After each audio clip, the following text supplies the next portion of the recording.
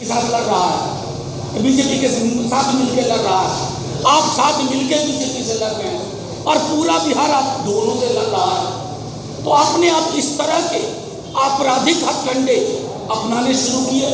मैं BSNL को भी आपके माध्यम से कहता हूँ, हमने चिट्ठी लिखी है और पूरा ब्यौरा मांगा है कि 3 महीनों में पहली बात ये बताओ कि ये फोन किसके पास है और इस फोन से कौन कॉल कर रहा है, तब जबकि ये डिस्कनेक्टेड फोन है, एक डिस्कनेक्टेड फोन।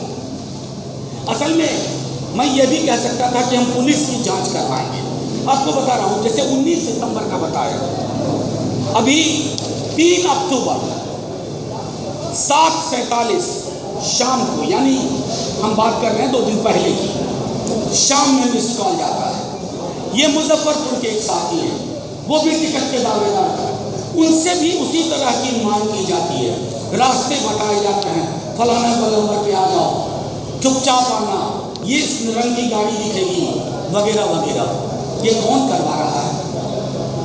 चुनाव के दौरान इस तरह के हथकंडे, इस तरह की आपराधिक प्रवृत्ति, और ये सब ऑन रिकॉर्ड साथियों आपके माध्यम से रख रहा हूं। अब आइए,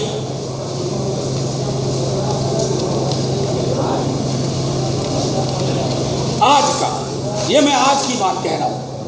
आज सुबह फिर किसी और क्षेत्र के जो हमारे टिकट के दावेदार हैं, जो भी लोग बायोडेटा लेकर के घर के बाहर गेट पे, आप सब जानते हैं, आते हैं, वहां से साजिशन सरकार के आला लोग विभागीय महकमों से मिलकर के इस तरह की प्रवृत्ति, ये ओपन एंड शट केस है।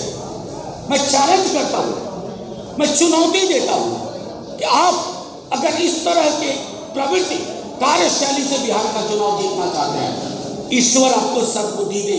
बिहार ने मन बना लिया है, मैंने तो कभी सुना ही नहीं इस तरह दुरुपयोग करके। अब आइए, बिहार पुलिस के बारे में मैं कोई टिप्पणी ना करूं तो बेहतर है, इसलिए ये बात कह रहा हूं कि बिहार पुलिस के भूतपूर्व 2 मुखिया किस दल की शरण में हैं, आप देख लीजिए। इसलिए दल की शरण में जाने से पूर्व उनके फैसले पर जब हमने ऐतराज किया, लोगों ने कहा नहीं। आज देखिए क्या हो रहा है, दोनों उसी दल में हैं जो दल ढलान पे है बिहार की राजनीति में। साथियों, फिर 1 अक्टूबर यही होता है, फिर किसी क्षेत्र में फोन जाता है, मिस कॉल, वो कॉल बैक करता है, फिर उसको इशारा किया जाता है फलाने जगह आ जाओ। किसी को 20 लाख, किसी को 25 लाख, किसी को 50 लाख। ये आप और हम सोच भी नहीं सकते जिस स्तर पर इन्होंने बिहार की राजनीति को लाकर खड़ा कर दिया। और मैं फिर दोहराता हूँ, इस तरह का निफेरियस डिजाइन, घटिया चीज, आपराधिक प्रवृत्ति बिना सत्ता प्रतिष्ठान, मुखिया और मुखिया, मुख्यमंत्री जी, उप मुख्यमंत्री जी, उनके सलाहकार मंडली के लोग के बगैर संभव नहीं है। मैं फिर से एक बार BSNL को आपके माध्यम से चुनौती देता हूँ। ये भी देखिए, हाल के ही दिनों का है, ये सारे कॉल डिटेल्स मैं आपको दे रहा हूँ, और हमने तो अभी कॉल डिटेल्स मांगा है 3 महीनों का। अंत में मैं आपसे इतना ही कहना चाहता हूँ, ये BSNL से भी सवाल है, उनकी साख पे सवाल है, क्योंकि आप कहते हो ये फ़ोन इंस्टॉल नहीं है। हमारे आवाज़ से, यानी कि राबड़ी जी की आवाज़ से 2016 में विच्छेदित हुआ, उसके बाद ये 18 में वन विभाग को गया और 19 में 18 मार्च को वन विभाग से भी डिस्कनेक्टेड हो गया, विच्छेदित हो गया। तो ये विच्छेदित फोन किससे संबंध बिठा गया? ये विच्छेदित फोन किसकी गोद में जाके बैठ गया? ये विच्छेदित फोन राजनीति का उपकरण बन गया। ये विच्छेदित फोन टेलीफोन महकमे के साथ सत्ता प्रतिष्ठान के बड़े लोगों की कारगुजारियों को अंजाम देने का एक जरिया हो गया। मैं इसलिए आनंद फानन में हमने आपसे बात करने की कोशिश की, क्योंकि आप देखेंगे कि बिहार में एक जो हमारे नेता प्रतिपक्ष, जो गठबंधन दलों के नेता भी हैं, उन्होंने बदलाव का एक संकल्प लिया। चुनाव है, एक लहर है, एक अन्य मार्ग में चेहरा बदलने वाला है 10 नवंबर को। शायद वो चेहरा बदल जाने के डर से अब इस तरह की चीजों पर आ गए हैं वो और उनके सखा। ऐसा नहीं होना चाहिए। चुनाव आते हैं, चुनाव जाते हैं, कोई पार्टी जीतती है, कोई पार्टी हारती है, लेकिन इन हथकंडों के बाद आपने क्या छोड़ा बिहार की राजनीति में। और मैं अभी भी आपसे आग्रह करता हूं कि आप डिजाइन देखिए, जो फोन कहीं नहीं है, आप में से कोई अगर कॉल करके देखो, ट्रू कॉलर में आएगा तेजस्वी यादव। ये एक गंभीर आपराधिक मामला है। हम BSNL से भी आग्रह करते हैं, साझीदार ना बनिए गुनाहों के। बिहार की जनता सब देख रही है, बिहार की जनता ये भी देख रही है कि जो उभार है वो संभल नहीं रहा है आपसे, हमारे प्रतिपक्षियों से। अब आप इस हरकतों पे आ गए, झूठा केस मुकदमा, ये करो वो करो। अरे साहब मुद्दों पे लड़ो। तेजस्वी जी बेरोजगारी की बात करते हैं, 10 लाख रोजगार की बात करते हैं, ब्लूप्रिंट के साथ उसका जवाब दीजिए, उसके बारे में बात कीजिए।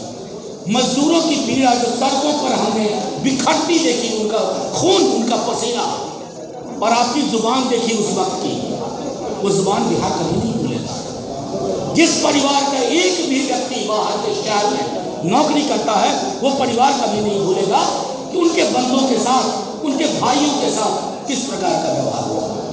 हमारे शिक्षक भाई नहीं भूलेंगे, किसी को 1 वेतन, किसी को 2 वेतन, सालों साल लटका के रखे हुए हैं कई हर महकमे में। तो पॉलिटिकल लड़ाई पॉलिटिकल इश्यूज पे होनी चाहिए, राजनीतिक लड़ाई राजनीतिक मुद्दों पे होनी चाहिए।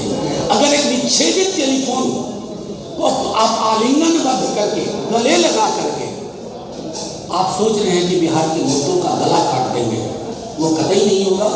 इस प्रेस कॉन्फ्रेंस के माध्यम से मैं इस चुनौती को आपके समक्ष रखता हूं कि अनुसंधान कराएं और कौन लोग इसमें संलिप्त हैं। अगर रसूखदार लोग भी हैं जो आपके साए में परवरिश पाते हैं, आपके साए में पलते हैं, उनको सजा सुनिश्चित हो। आप नहीं करेंगे, 10 नवंबर के बाद जब एक अन्य मार्ग में चेहरा परिवर्तन होगा तब तो जरूर होगा। और ताकि बिहार में कतई भी कभी भी इस तरह की घटिया, अशोभनीय, आपराधिक प्रवृत्ति की बात ना हो, यही बात कह करके अपनी बात मैं समाप्त करता हूँ। जय हिंद। आप जो सवाल उठा रहे थे तेजस्वी यादव को हटाने की जो साजिश की जा रही है, उसको लेकर FIR किए हैं, किसी बड़ी अधिकारी से मिले हैं? पहले तो हम उस FIR का इंतजार कर रहे हैं। उस FIR में समन का एक प्रोविजन होता है, वो हो। बहुत बातें हैं दिल में, बहुत चीजें कहेंगे। जिस दिन हाथरस की बेटी के लिए हमने नेता प्रतिपक्ष ने उस दिन 1 मिनट का मौन रख करके एक सॉलिडारिटी मैसेज दिया, आप तो बाकी मुद्दों से परेशान थे, इस मुद्दे ने भी आपके पांव के नीचे की जमीन हिला दी और नतीजे में आप इस प्रकार का व्यवहार कर रहे हैं। एक एक चीज का, अरे पुलिस आपकी, महकमा आपका, आप नौटंकी क्यों करवा रहे हैं मुख्यमंत्री जी? हेडलाइन मैनेजमेंट का वो नहीं चलेगा, फांसी पर लटका दीजिए अनुसंधान के बाद, लेकिन अनुसंधान में सीमेंट गारा अपने घर से मत डलवाइए। मैं उसी मामले में कहा जो मेरा इस पर ये बयान, अरे पुलिस आपकी है साहब, अनुसंधान करिए, लटका दीजिए तेजस्वी यादव को फांसी पे, लेकिन अनुसंधान में सीमेंट गारा मत डलवाइए, अनुसंधान को प्रभावित करने की कोशिश मत कीजिए। और हेडलाइन मैनेजमेंट जिसके मुख्यमंत्री जी उस्ताद है, उनके बारे में कहा जाता है कि वो चीफ एग्जीक्यूटिव एडिटर है तमाम के। तो मैं समझता हूं कि सबको समझ में आ रहा है कि ये चुनाव नीतीश जी के अवसान का चुनाव है। वो समकालीन बिहार की राजनीति के फुटनोट में जा रहे हैं। जय हिंद।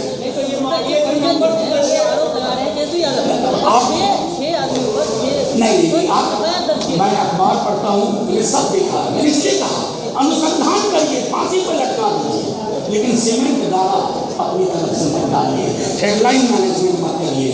बिहार को चाहिए बदलाव, बिहार को बेरोजगारी के मुद्दे पर रखना है, बिहार को कामगार लोगों के मुद्दे पर रखना है, बिहार को मुजफ्फरपुर की बच्चियों की चिंता को न्याय दिलाने के लिए रखना है, बिहार को संवारने का मौका है।